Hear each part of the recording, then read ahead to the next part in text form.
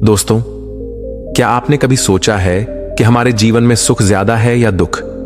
हम रोज सुबह उठते हैं, सूरज की रोशनी हमारे चेहरे पर पड़ती है, हवा हमारे बालों को छूती है, हम अपनों की आवाज सुनते हैं, खाना खाते हैं, सांस लेते हैं। क्या ये सब सुख नहीं है? पर फिर भी हमारा मन अक्सर परेशान रहता है।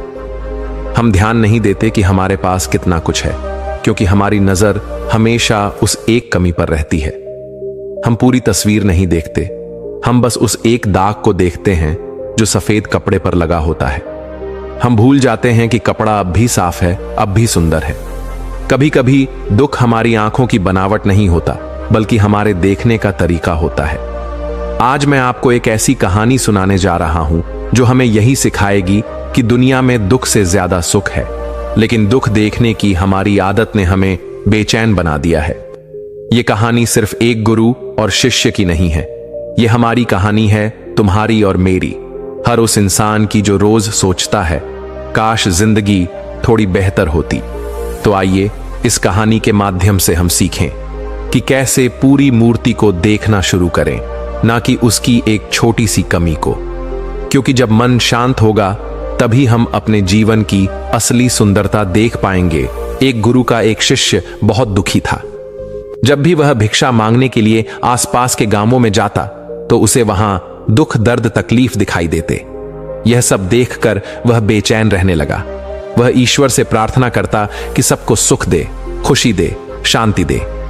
एक दिन उसके मन में यह प्रश्न उठा कि क्यों इस दुनिया को बनाने वाले ने इन सबको दुख दिया है? क्यों नहीं वह सबको सुख दे देता? यही प्रश्न लेकर वह अपने गुरु के पास पहुंचा और बोला, हे गुरुदेव, इस दुनिया के लोग इतने दुखी क्यों हैं? क्यों चारों तरफ दुख ही दुख है? इस दुनिया को बनाने वाला क्यों नहीं इन सबको सुख और खुशियां दे देता? मैं बहुत दुखी और बेचैन हूं इन सब के दुख देखकर। मैं जब आसपास के गांवों में भिक्षा मांगने जाता हूं तो मुझे वहां दुख और तकलीफ के अलावा कुछ और दिखाई नहीं देता। हर इंसान किसी न किसी बात से दुखी है, परेशान है, बेचैन है। गुरु ने कहा, इन सब को सुख ही दिया गया है, लेकिन इन्हें अपना सुख दिखाई ही नहीं देता, तो इसमें कोई क्या कर सकता है? शिष्य ने कहा, गुरुदेव, अगर सुख होगा तो सुख दिखाई देगा, और अगर दुख होगा तो दुख दिखाई देगा। लोग इतने ना समझ तो नहीं कि सुख होने के बाद भी दुखी होने का प्रयास करेंगे। भला सुख दुख कैसे बन सकता है? दुख होगा तभी तो लोग दुखी और परेशान हैं। यह सुन गुरु ने एक हल्की सी मुस्कान दी और कहा, मैं जानता हूं कि तुम एक बहुत अच्छे मूर्तिकार हो। तुम एक काम करो, इन लोगों की खुशी के लिए, इन लोगों के सुख के लिए एक ऐसी मूर्ति बनाओ जिसे देखकर यह सब अपना दुख भूल जाएं, चाहे थोड़े समय के लिए ही सही। शिष्य ने कहा, ठीक है गुरुदेव, मैं एक ऐसी मूर्ति बनाऊंगा जिसे अगर कोई देखे तो वह अपने दुख और दर्द भूलकर खुश हो जाए। शिष्य ने 3 महीने तक उस मूर्ति पर काम किया। वह दिन रात पूरी लगन से उस मूर्ति को तराशता रहा। 3 महीने बाद जब उसकी मूर्ति पूरी तरह से बनकर तैयार हो गई तो वह गुरु के पास आया और बोला, हे गुरुदेव, आपके कहे अनुसार मैंने वह मूर्ति बना ली है। जो भी इंसान उस मूर्ति को देखेगा अपने दुख और दर्द भूलकर खुश हो जाएगा। आप मेरे साथ चलें और उस मूर्ति को देखकर बताएं, क्या मैंने सही काम किया है? गुरु शिष्य के साथ उस मूर्ति के पास पहुंचे। मूर्ति सचमुच बहुत सुंदर थी, अद्भुत थी। शिष्य ने एक सुंदर लड़की की मूर्ति बनाई थी जो दिव्य दिख रही थी, देवी दिख रही थी। उसकी मुस्कान ऐसी थी कि कोई भी उसमें खो जाता और अपने दुख दर्द भूलकर प्रसन्न हो जाता। गुरु ने कहा, बहुत खूब, बहुत अद्भुत मूर्ति बनाई है तुमने।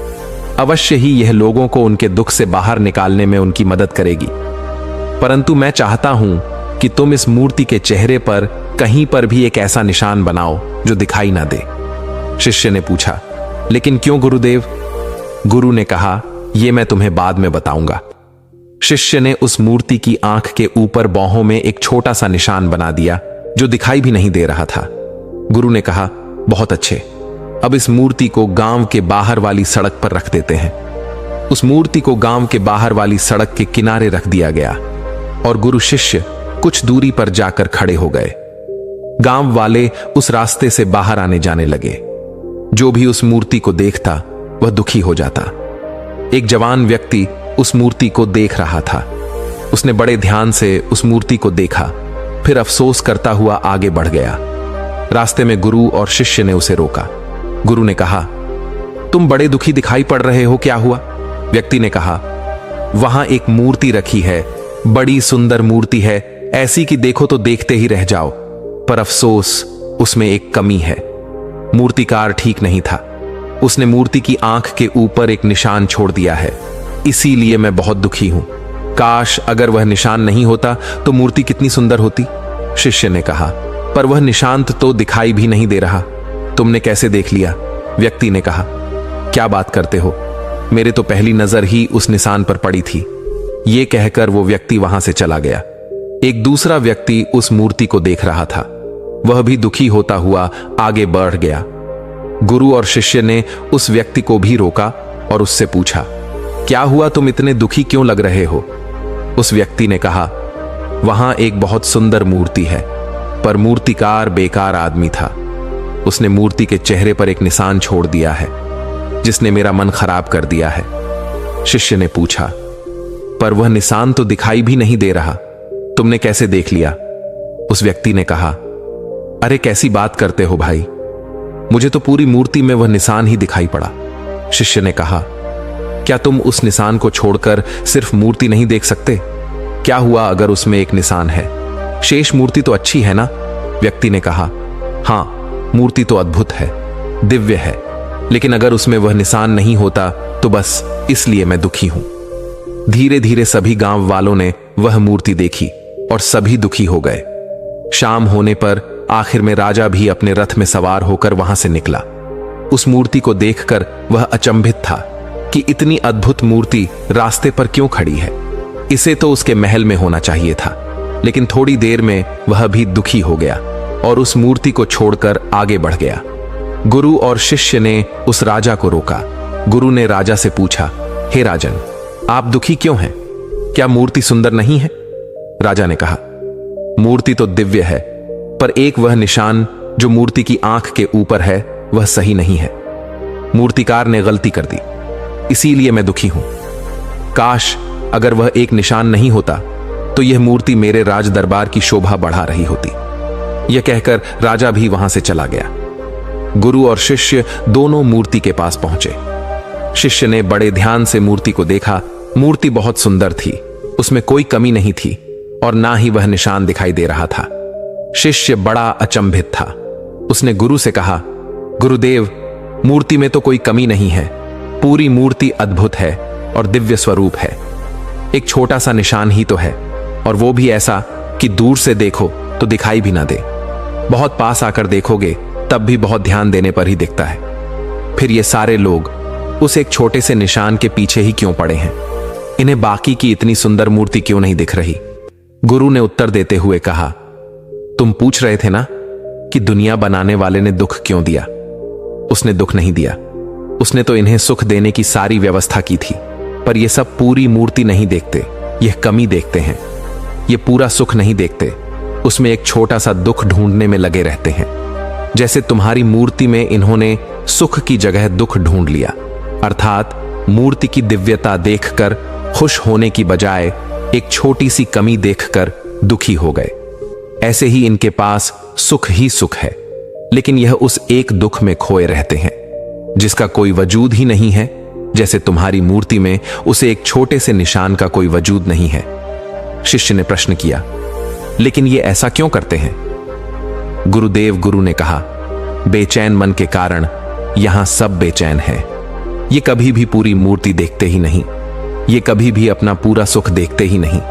ये देखते हैं एक छोटी सी कमी, ये सुख के बीच दुख देखते हैं। ये पूरी दुनिया विराट सुख को छोड़कर छोटे छोटे दुखों को पकड़कर बैठी रहती है। वही उनकी जिंदगी है और वही उनकी दुनिया है।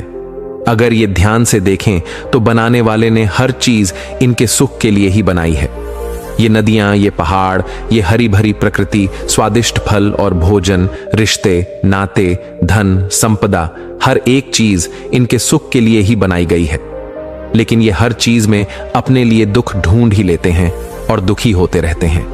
जिस प्रकार इस मूर्ति को बनाने वाले को सभी लोग दोष दे रहे थे, उसी प्रकार इस दुनिया को बनाने वाले को भी ये लोग दोष देते हैं, जबकि इसमें गलती किसकी है, मूर्तिकार की या मूर्ति को देखने वाले की।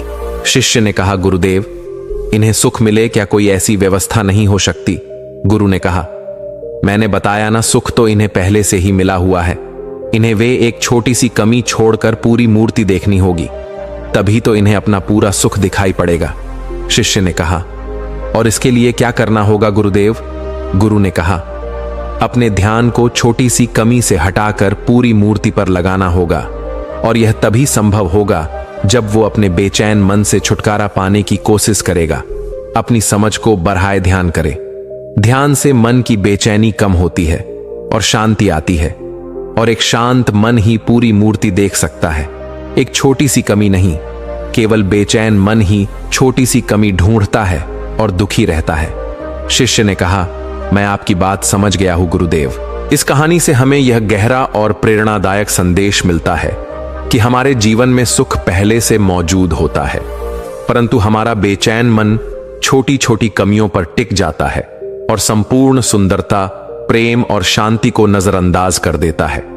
हम अक्सर किसी भी चीज में सिर्फ उसकी एक कमी को देखकर दुखी हो जाते हैं, जबकि बाकी सारी खूबियों को देखना ही भूल जाते हैं। जैसे लोग उस अद्भुत मूर्ति में केवल एक छोटा सा निशान देखकर दुखी हो गए, वैसे ही हम जीवन में हजारों सुखों के बीच केवल एक दुख पकड़कर बैठे रहते हैं। इसलिए जीवन को समग्र रूप से देखना सीखिए। अपने ध्यान को कमियों से हटाकर खूबसूरती पर लगाइए। बेचैन मन को ध्यान और समझ से शांत कीजिए, और सबसे जरूरी, हर परिस्थिति में शांति और संपूर्णता को महसूस कीजिए। यही सच्चा सुख है। दोस्तों, अगर यह वीडियो अच्छी लगी हो तो चैनल को सब्सक्राइब जरूर करें, ताकि आपको नई कहानियों का अपडेट